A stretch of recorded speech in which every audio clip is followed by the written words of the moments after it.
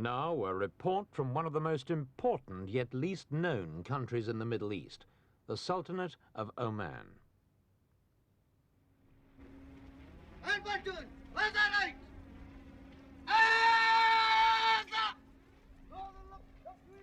These troops have just returned from the wild and mountainous province of Dhofar in the southwest of the country.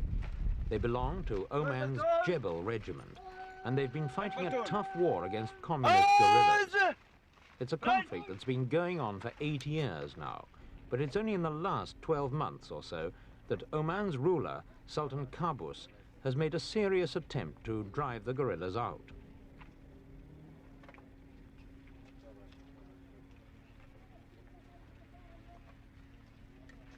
The Sultan's army is led entirely by British officers. The troops are locally recruited Omani tribesmen and mercenaries mainly from the northern states of Pakistan.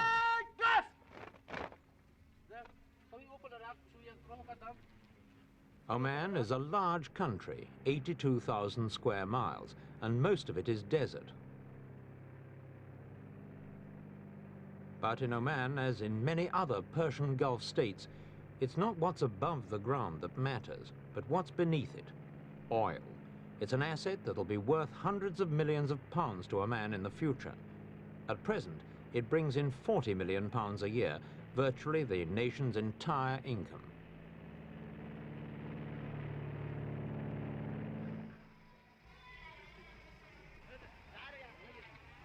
Nobody knows exactly how many people there are in Oman.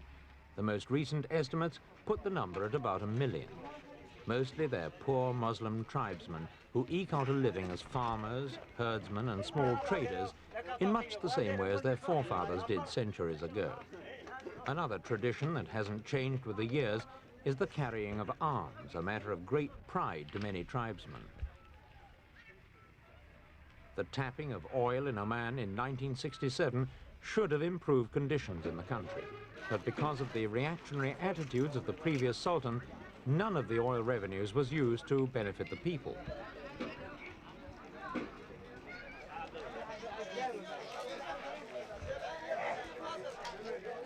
Oman joined the 20th century only 2 years ago, when the present sultan, the liberally minded Qaboos bin Said, seized power from his father in a bloodless coup d'etat. The old sultan, an austere Muslim, had lived the life of a recluse for 40 years, surrounded by slaves and all the ancient and outmoded ritual of tribal rule.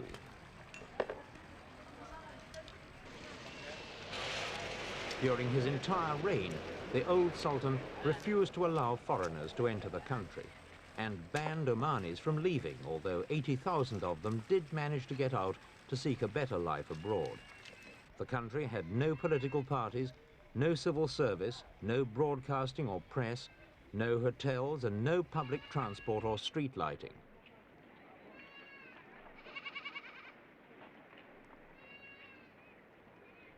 The Sultan issued personal decrees about practically everything. He forbade smoking in public, and even applications for bicycle licenses had to be personally signed by himself.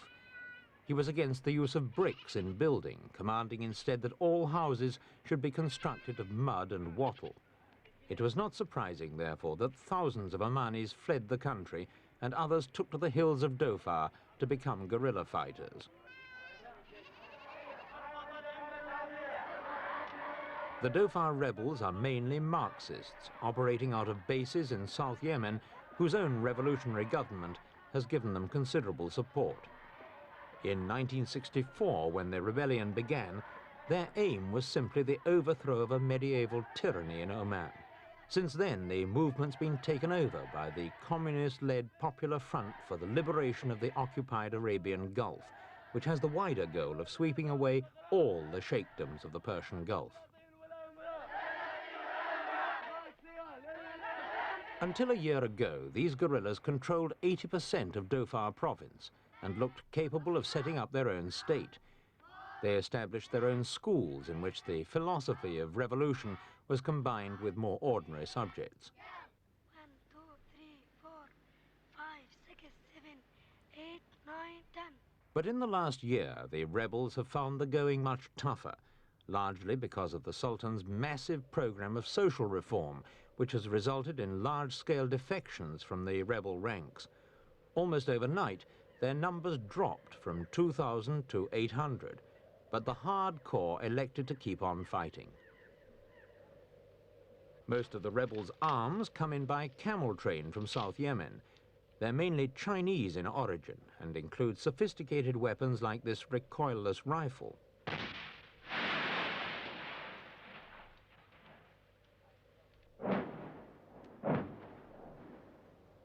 The rebel tactics are hit and run, but these days every attack brings swift retaliation from the Sultan's air force.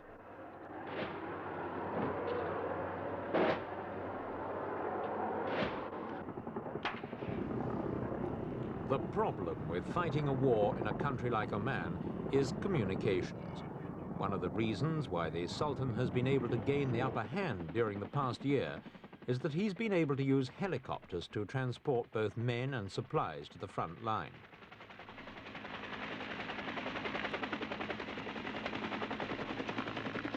Since he came to power, the Sultan's tripled the size of his army until it now numbers 10,000 men. A noticeable feature of this force is that all 250 of its officers are British, either regulars hired out by the British Army or mercenaries officially described as contract officers. In theory, the British are supposed to be there purely to train the army. In practice, they've been in the thick of the fighting and have suffered a number of casualties. 39, my Tango is at grid 205498.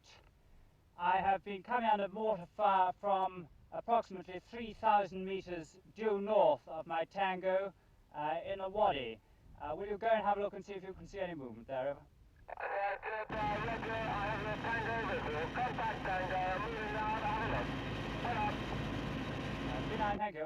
The overall strategy is to confine the guerrillas, then defeat them by cutting off their supply lines. The British officers say they're slowly winning the war, but admit that the fighting's far from over.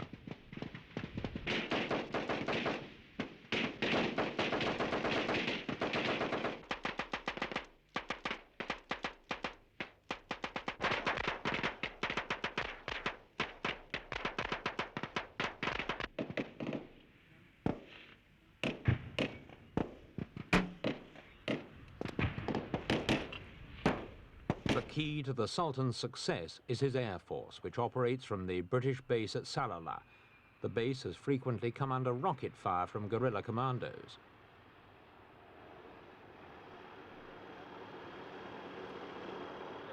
RAF Salalah is ringed by a complex network of artillery and radar emplacements, which have so far prevented the guerrillas from reaching the plains.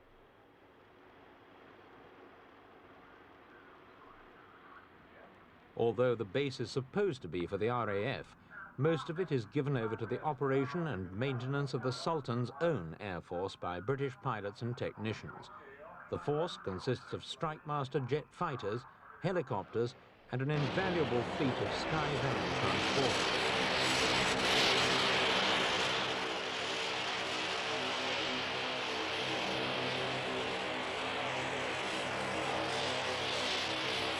These Sky Vans are extremely useful in this war because they're able to take off and land in short mountain airstrips with huge loads of food and ammunition, trucks, and even teams of pack animals.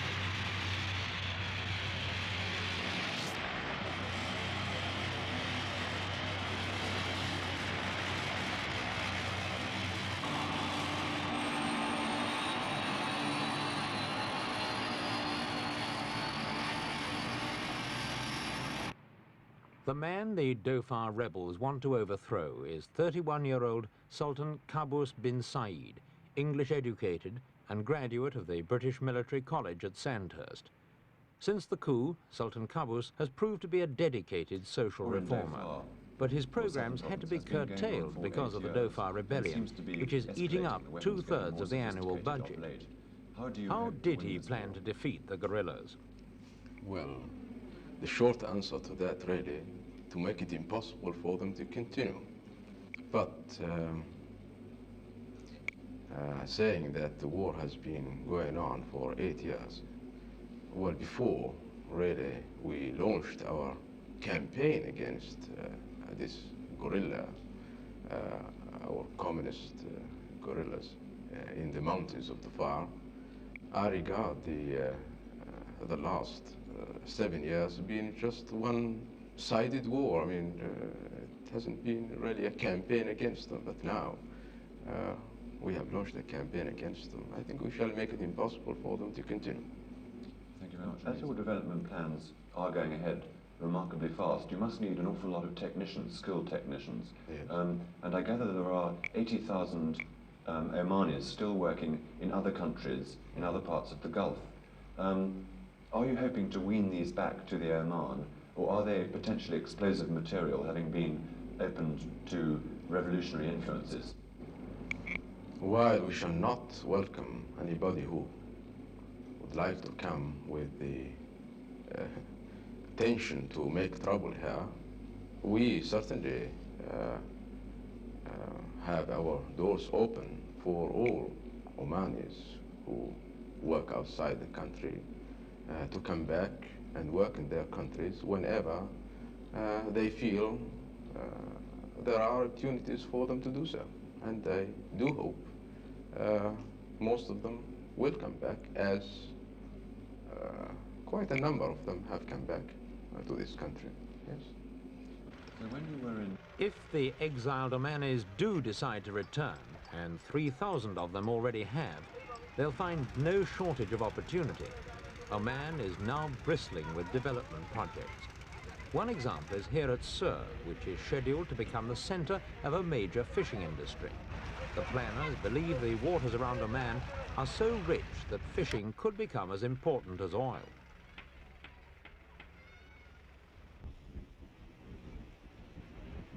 One of the worst features of the old Sultan's reign was the neglect of the country's agriculture. At the time of the coup, a mere 2,000 acres of land were under cultivation. Now this is to be increased to at least 30,000. Even though most of the country is desert, it has many artesian wells which could form the basis of a large irrigation system. Muscat, the capital, is a picturesque city set by the sea against a backdrop of impressive mountains, and it's here that Oman's advancement into the modern world is most obvious.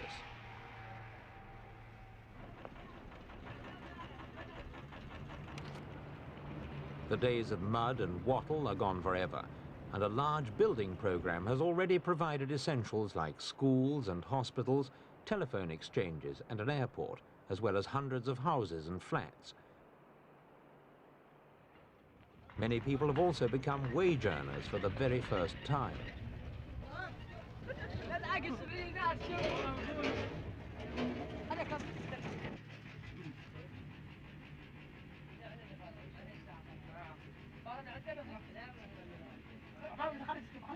The risk for Muscat is that it may be the victim of a planning muddle. Oman has no laws concerning building and not enough civil servants to cope with the necessary planning.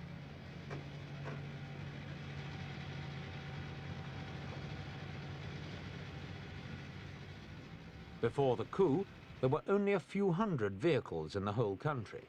Now there are 5,000, and Omanis are actually having to get used to traffic jams. All this progress has led to the emancipation of women. 2 years ago, these women would never have dared to uncover their faces in public. And where the camels once idly roamed the streets, now there's the roar of speeding Japanese motorcycles.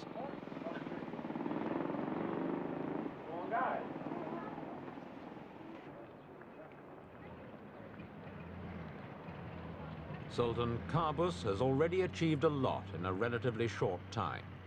But his problems are not yet over. With education now available on a much wider scale, Oman will now start to change more rapidly than ever. The new generation of Omanis now growing up will have far greater expectations than their fathers, and it will be the task of Sultan Qabus to see that they're not disappointed.